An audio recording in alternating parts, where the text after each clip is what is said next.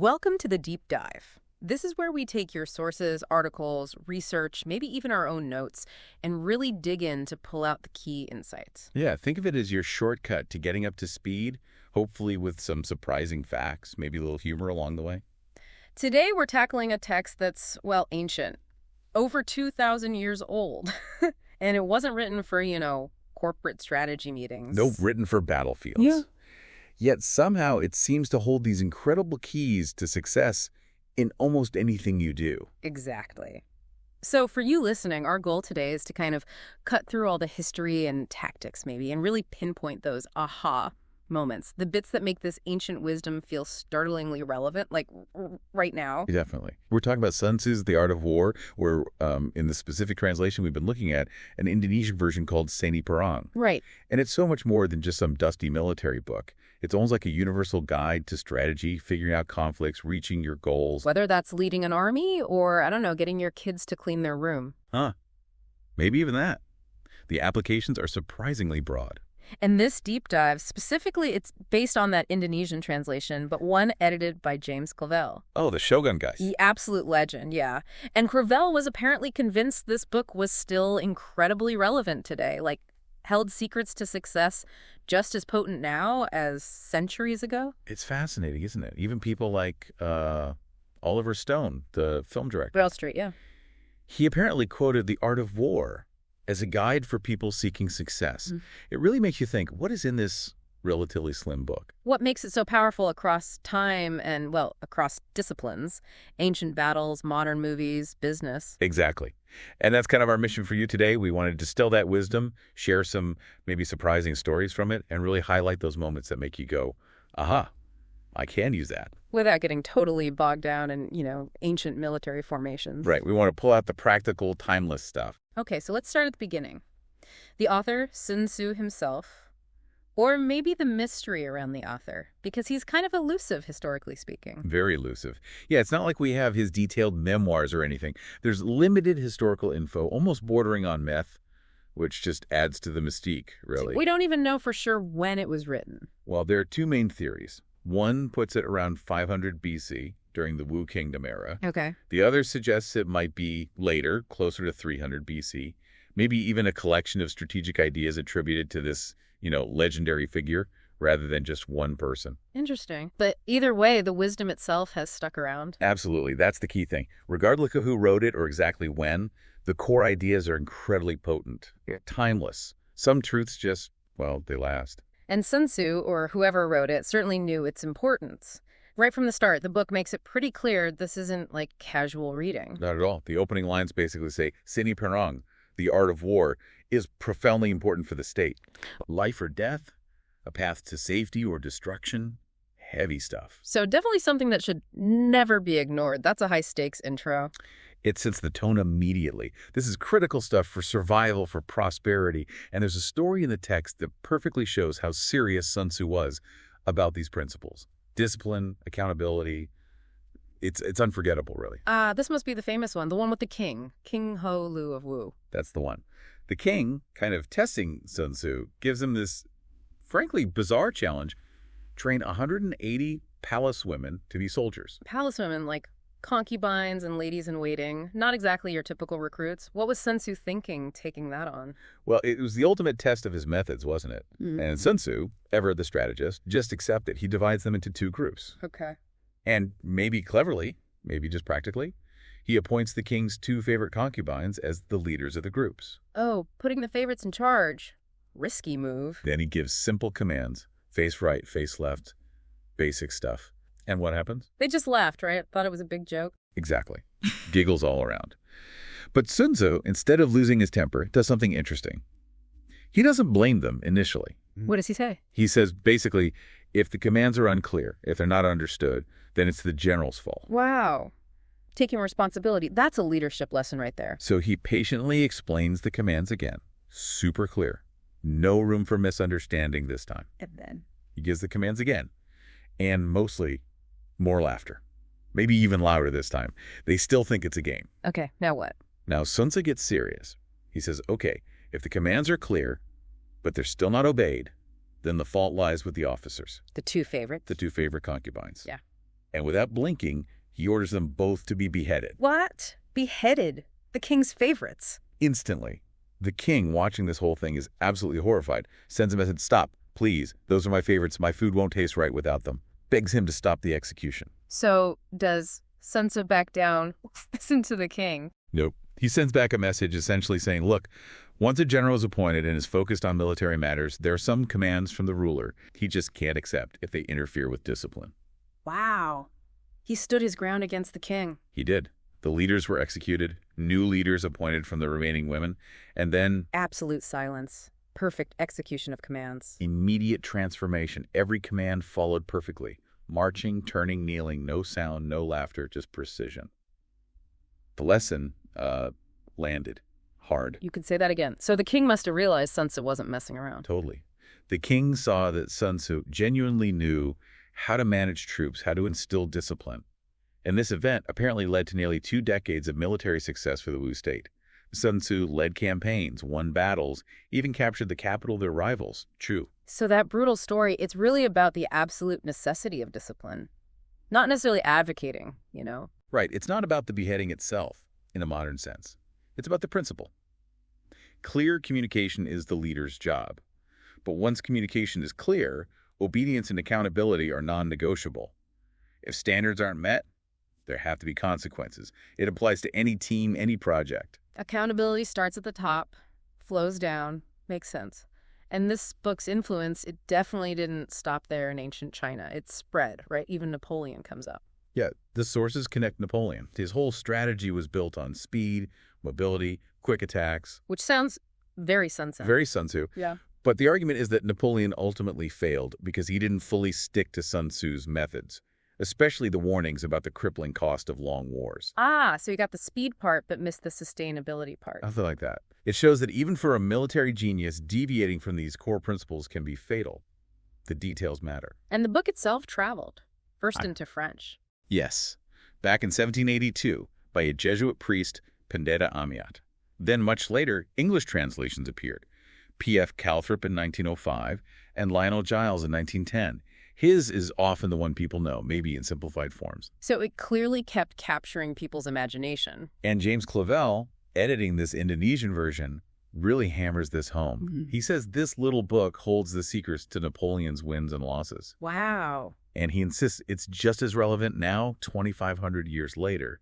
Especially, he notes, the parts about mata-mata, spies. Intelligence gathering. Yeah. Always crucial. Timeless, really, the human element. It's amazing how universal it feels. The sources compare it to Machiavelli's The Prince. Which is more about political power, yeah.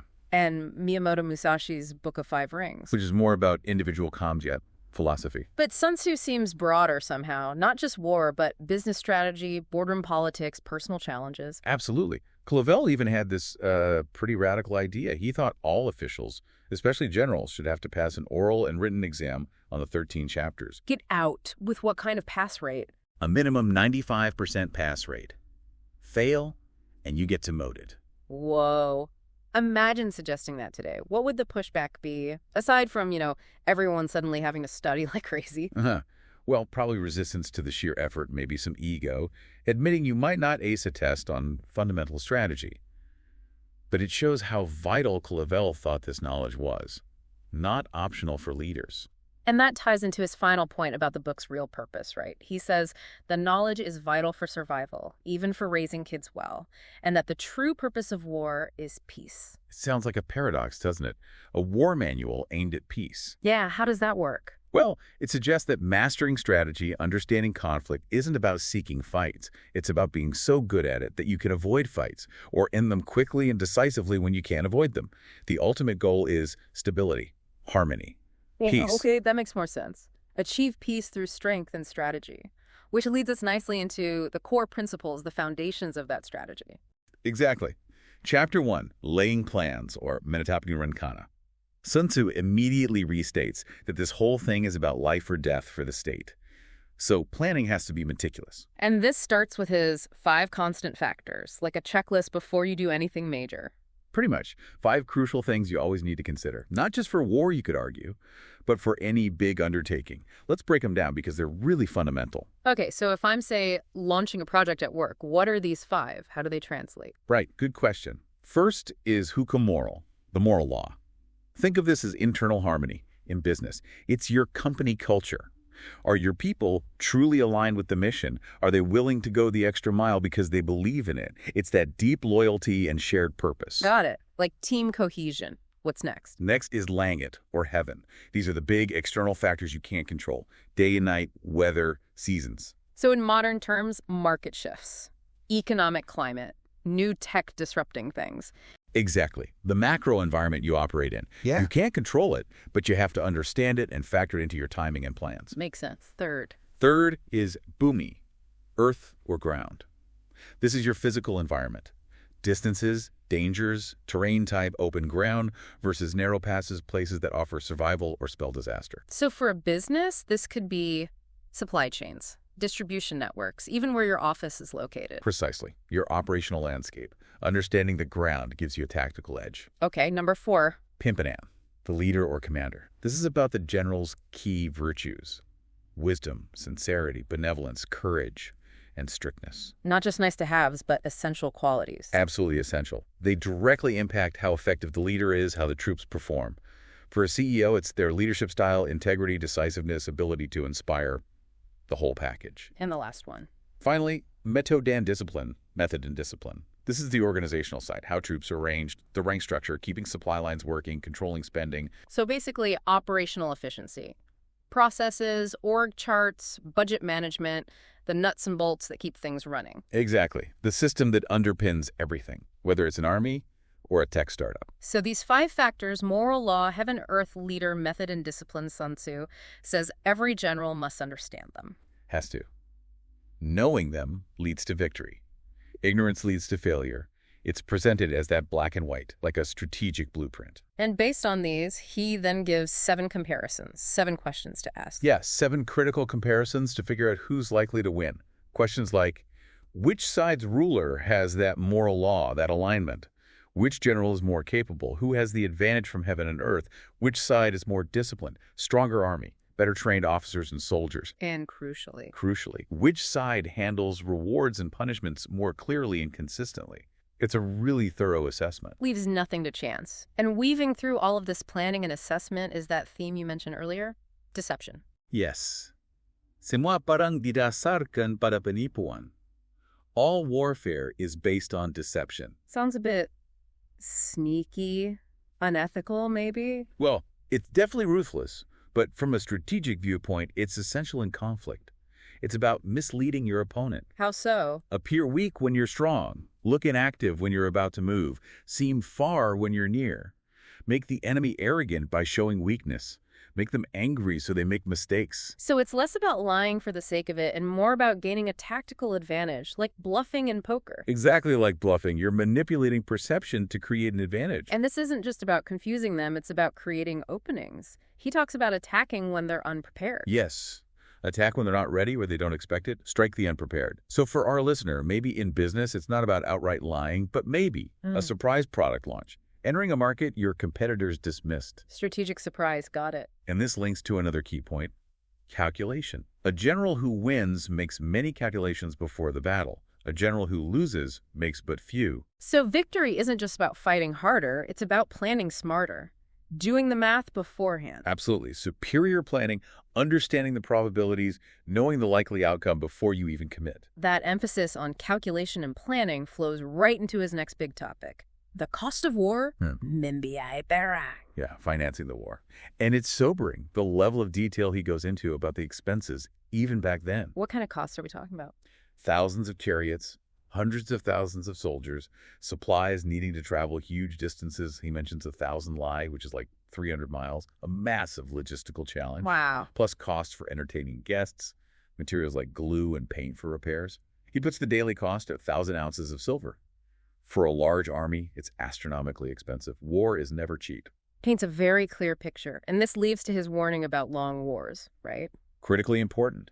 Protracted wars drained everything, resources, national strength, morale. He's blunt. No nation benefits from a long war. So, if a long war is draining, what's the modern parallel? A drawn-out legal battle, a hostile takeover that drags on forever. Absolutely.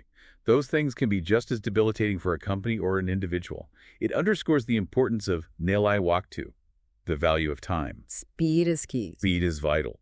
A good general, Sun Tzu says, doesn't levy new taxes if they can help it, doesn't sit around waiting for reinforcements, doesn't waste time. They hit the enemy directly and quickly. So in business, less bureaucracy, less analysis paralysis. Just get it done. Get in, achieve the objective, get out, minimize the drain. And logistics are obviously crucial for that speed. He advises getting equipment from home, but food from the enemy. Right. Minimize your own supply chain burden. Be self-sufficient where you can, but live off the land or rather off the enemy's resources when possible. He even says one enemy chariot captured is worth 20 of your own. Yeah, it's not just about saving your stuff. It's actively depleting theirs. Double advantage. He also talks about how long supply lines drive up prices back home, making things scarce, hurting the economy. It's a very holistic view of war's cost. Which brings us to maybe one of his most famous ideas. Attack by stratagem. The sheathed sword, Pedang Terserongkan, winning without fighting. That's the pinnacle, according to Sun Tzu. The highest form of generalship is breaking the enemy's resistance without actually fighting, capturing their army whole, not destroying it. How do you even do that? It's about achieving your goals with minimal cost and destruction. Think of a chess master forcing checkmate quickly, losing few pieces. Or in business, maybe a merger agreed upon without a hostile takeover fight, a competitor conceding market share without a damaging price war. And he has a preferred order for this, a hierarchy of attack. Yes, a clear playbook. Best option, attack the enemy's plans. Disrupt their strategy before it starts. Okay, you can't do that. Second best, prevent them from joining forces. Keep them fragmented. Third, attack their army directly in the field. Engage them in battle. And the worst option? The absolute worst. Besieging walled cities, he says it's incredibly costly, takes months just for preparation, like building earthworks and wastes lives. Well, what's the modern equivalent of besieging a walled city? Trying to take on a huge entrenched competitor head-on with no clever strategy. That's a great analogy. Yeah, throwing resources endlessly against a dominant player in their strongest market. It's usually a losing proposition, a massive drain, like a small startup trying to out-advertise Coke globally. Makes sense. And he refines these tactics based on numbers, right? Yes. Clear guidelines based on your strength relative to the enemy. 10 times stronger. Surround them 5 times. Attack head-on, twice as strong. Divide your forces. Hit them front and rear. Equal strength. Engage directly. If you're slightly weaker, evade. Much weaker. Flee. Don't be stupidly heroic. It's very practical, almost coldly logical. A playbook for any competitive situation, really. It is. Know when to fight, know when not to. Calculated risk. And he stresses that the general is the nation's defense. A strong general means a strong state. Leadership is the linchpin. But rulers can mess things up for the general, can't they? He warns about that. Oh, absolutely. 3 main ways a ruler can bring disaster. First, ordering an advance or retreat without knowing if it's actually possible. Sun Tzu calls this tying the soldier's feet. Like a CEO demanding results without understanding the team's constraints. Exactly. Second, trying to run the army like a civilian state, ignoring military principles. That shakes confidence. Micromanagement from afar. Like a board overriding experienced managers on operational details. Right. And third, appointing officers carelessly without understanding military needs and adaptability. That also shakes confidence. Promoting based on connections, not competence. So summing up this section, he gives 5 essentials for victory. Yes, 5 key takeaways. 1, know when to fight and when not to. 2, know how to use both superior and inferior forces. 3, have an army unified in spirit. 4, be prepared yourself and wait for the enemy to be unprepared. 5, have a general who can operate without the ruler interfering constantly. That sounds like a solid checklist for any leader. And it all builds up to probably his most famous quote, the ultimate aha moment. The one everyone knows? If you know the enemy and know yourself, you need not fear the result of 100 battles. Right. If you know yourself but not the enemy, for every victory gained, you will also suffer a defeat. Okay. If you know neither the enemy nor yourself, you will succumb in every battle. So for someone listening, maybe navigating a job change or a competitive market, what's the immediate takeaway? Is it just do your homework? It's more than just homework. It's rigorous intelligence on your competitors and a brutally honest assessment of your own strengths and weaknesses, your capabilities, your limits. Businesses fail when they only look outwards or inwards or just lack good data on either. So for that job change, understand the industry and be realistic about your skills. Exactly. It's the original SWOT analysis, basically. Know yourself, know the field. 2.5 millennia before we called it SWOT. Perfect transition to the next part. Dynamics of power, energy, movement. He says managing big armies is like managing small ones. It's about signals and organization. Yeah, the core principles scale. It's not about the raw numbers as much as how you organize and communicate. Scaling a startup. The same fundamental challenges of structure and signaling apply. And he talks about direct and indirect methods of attack. Yes, two fundamental approaches. Direct is the straightforward attack. Indirect is the flank, the surprise, the feint. And he says these two are inexhaustible, like nature itself, heaven and earth, sun and moon, the seasons. You can combine them endlessly. The metaphors he uses are incredible, like water sweeping rocks for momentum. Unstoppable force, yeah. Like an eagle striking its prey for decisiveness. Swift, overwhelming, crushing force. It's about impact. And within this, the idea of feigned disorder, looking chaotic but being disciplined. Exactly. It's a psychological tactic. Appear confused while your discipline is perfect. Seem timid to hide your courage. Look weak to conceal your real strength. It's about lulling the enemy into miscalculation. Like that story of Emperor Liu Pang of Han, making his army look weak to trick the Xiongnu. Precisely. He sent spies who reported the enemy was strong. So Liu Pang deliberately made his own soldiers look old, weak, their horses thin. The Xiongnu saw this, got overconfident, attacked, and walked right into a trap. Classic feigned weakness. And Sun Pin did something similar against Wei, with the cooking fires. Brilliant deception. Made it look like his army was shrinking rapidly day by day. 100,000 fires, then 50,000, then 20,000. The Wei commander thought the Qi army was deserting in droves, pursued recklessly, and bam, ambush. It's like faking financial trouble to make competitors overreach. Could be. The principle is manipulating perception through false signals. And these stories show it's not about individual heroics, but the combined energy of the force, like rolling stones down a mountain. Exactly. It's the collective momentum, the focused application of the entire force that overwhelms, not just one star player. And you use that energy to exploit weaknesses, his next chapter, crushing the enemy like a grindstone crushes an egg. Pretty graphic. It is. But it emphasizes targeting those vulnerabilities, finding the cracks and applying pressure there. It's about taking control, right? Luring the enemy where you want them, not just reacting. Being proactive.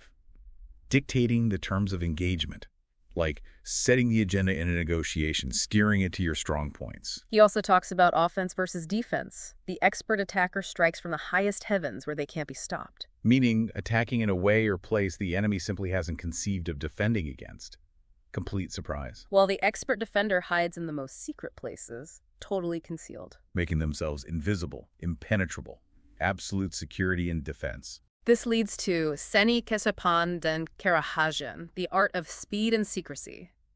Being fast and hidden dictates your fate. Allows you to seize the initiative, control the flow.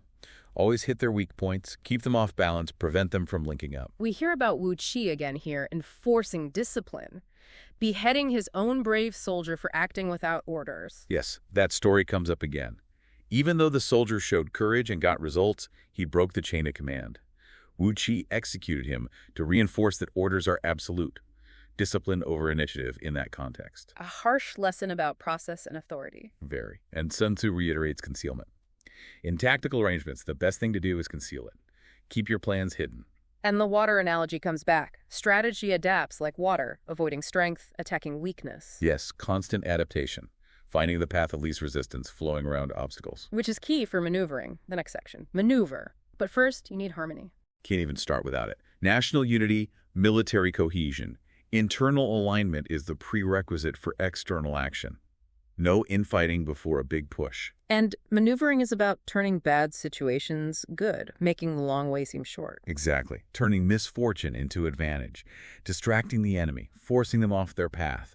Like a smaller, agile company outflanking a big, slow competitor. Like General Chao Shi heading to OU. He admitted the risks, marched slowly, built defenses, used spies, then boom, quick capture. Masterclass. He didn't just rush. He feigned slowness, gathered intel, controlled the key terrain, those northern hills, and then struck decisively when the enemy was unprepared, despite his own commander's doubts. Patient maneuvering combined with intelligence. But maneuvering with disorganized troops is dangerous. Incredibly dangerous. He says you might need to travel light, Leave heavy stuff behind, even march double time to gain that crucial advantage of surprise. Speed over comfort. And always know the local conditions first. Mountains, forests, swamps. Non-negotiable. You need that ground intelligence. It's the ancient equivalent of detailed market research before entering a new region. Leading to the ultimate surprise. Make your plan secret. Attack like lightning. Keep them guessing, then hit hard and fast. The element of the unexpected. We also see leadership examples again. Wu Qi's discipline and Chao Kuei waiting for the enemy's morale to dip before attacking. Psychological timing. Yes, understanding the human element, the spirit of the army. And that counterintuitive idea, give a trapped enemy an escape route. Brilliant psychology. Don't corner them or they'll fight like demons out of desperation. Give them a way out and they'll likely take it, saving you blood and resources.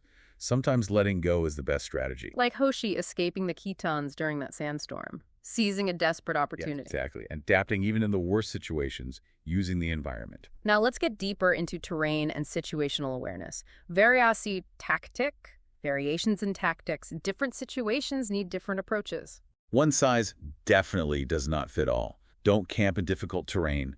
Make allies in strategic areas. Don't linger where you're isolated. Fight hard when you're desperate.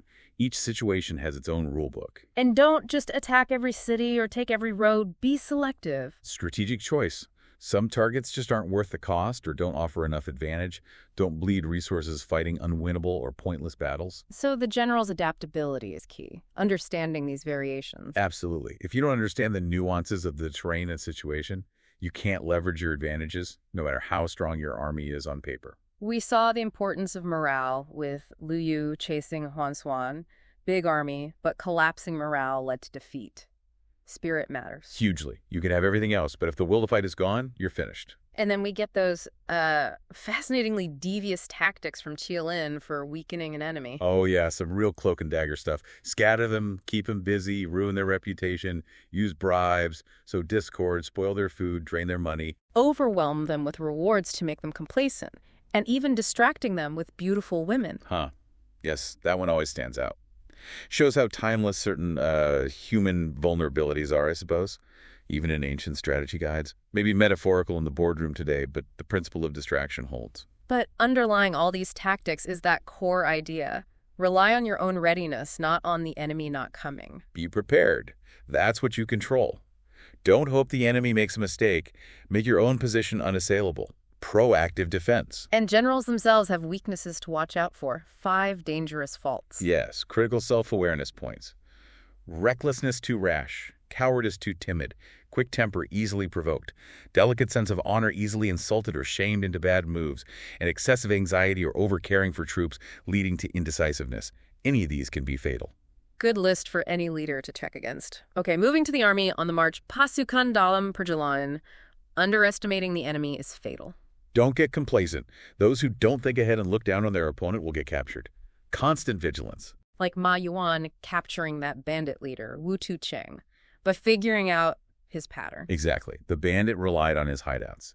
Ma Yuan recognized this, controlled the supply routes around those spots, cut them off, forced surrender, identify and disrupt the enemy system. Sun Tzu gives really specific advice on camping and marching too. Yeah. High ground, face the sun, avoid huge mountains. Practical stuff. Use the environment. When crossing rivers, get away from the bank quickly. Don't fight upstream. Maybe let half the enemy cross before you attack them in the water. Tactical positioning. Swamps need speed, need water and grass nearby. Basic survival logistics. And he talks about reading the landscape for clues. Moving trees. Enemy advance. Dust clouds telling you if they're moving, foraging, camping. Ancient SIGINT, basically. Really? Interpreting environmental signals. Pretty much. And then there's Tin Tan again. His psychological warfare was intense, threatening to cut off noses, desecrating graves. Brutal, but effective in that context. He knew it would enrage his own people, making them fight ferociously out of fury and a desire for revenge. He manipulated his own side's morale, too. And then the fire oxen. That's just wild. Oxen with knives and torches driven into the enemy camp. Pure chaos tactic, combined with a surprise attack. It works spectacularly, apparently regaining dozens of cities. Extreme, but shows the power of unconventional thinking and psychological shock. He also lists signs of troop morale. Resting on spears means hunger. No water, thirst, Enemy not pursuing means they're exhausted. It's like reading body language on a massive scale. Hmm. Birds gathering means an area is empty. Night commotion means nervousness. Flags waving randomly means disorder. Subtle cues for a commander to interpret. And that advice, don't pursue a tired enemy too hard. Right, attributed to Sung. Don't push an exhausted enemy into a corner where they might fight desperately. Conserve your strength, let them retreat, consolidate your gains, know when to ease off. It all boils down to trust and discipline again. Jens's idea of mixing civility and force, kindness and firmness. The balanced approach. The general's confidence in their orders being obeyed is key. Indecision breeds chaos. Okay, let's talk ton of ground. 6 types of terrain. Yes, 6 categories. Accessible, easy to traverse. Entangling, easy to enter, hard to leave. Temporizing, stalemate likely. Narrow passes, choke points. Precipitous heights, high ground. And distant positions, far from the enemy. And each needs a different strategy. Absolutely. Fight on accessible ground. Bait the enemy into entangling ground. Defend on temporizing ground. Seize narrow passes first. Occupy precipitous heights. Get to distant positions first and wait. Different plays for different fields. He also lists 6 ways generals can fail, besides those personal faults. Yes, 6 paths to defeat. Not measuring the enemy's strength accurately. Lack of authority or discipline. Unreasonable anger leading to rash decisions. Failure to enforce discipline consistently. Not utilizing your best elite soldiers effectively and not placing capable generals in high positions. More pitfalls to avoid. The good general then focuses on protecting the state, not personal glory. Selfless leadership. The mission comes first. And treating soldiers like your own children. Caring for them builds loyalty. Powerful analogy. Genuine care, attention to their needs, that's what inspires soldiers or employees to give their all, even fight to the death for you. Loyalty through benevolence. But not weakness, like Lu Meng beheading the officer for taking a bamboo hat. Strict discipline remains paramount. Exactly. Even for a minor infraction, he enforced the rule absolutely, to maintain order and respect for civilian property. Care for your troops, yes, but maintain uncompromising standards. It's a tough balance. And it comes back to knowing heaven and earth, both the external factors and the internal human ones. Total understanding. Know the environment, know your people, know yourself. That's the path to complete victory. Which finally brings us to the ultimate weapon, intelligence. But first, the 9 situations, or sembilan situasi, more types of ground. Kind of like subcategories or specific strategic situations based on terrain and position relative to the enemy. Dispersive, near home, easy to scatter. Facile, easy to penetrate. Contentious, vital ground both want. Open, easy movement for both. Intersecting highways, key junctions. Serious, deep in enemy territory. Difficult, mountains, swamps, hemmed in, trapped. And desperate, fight or die. Each needing a specific response again. Like, don't fight on dispersive ground, keep moving on difficult, fight like hell on desperate ground. Exactly. Tailored responses. And a great tip. Begin by seizing something they value. Yeah. Target what matters most to them to force their hand. Speed, again, is crucial.